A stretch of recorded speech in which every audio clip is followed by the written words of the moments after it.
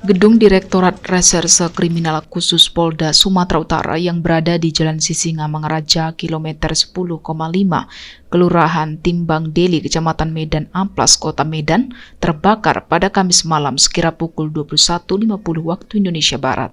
Jangan lupa subscribe YouTube channel Toba TV dan pastikan untuk kamu menyalakan lonceng notifikasinya.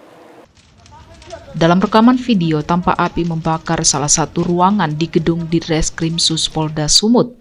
Objek yang terbakar ialah ruangan yang berada di lantai 2 fasilitas umum milik Kepolisian Daerah Sumatera Utara.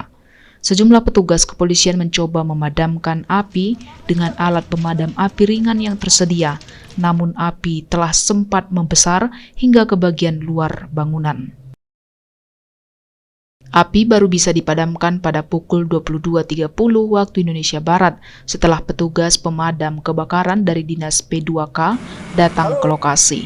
Hingga saat berita ini terbit belum diketahui penyebab pasti kebakaran ruangan tersebut.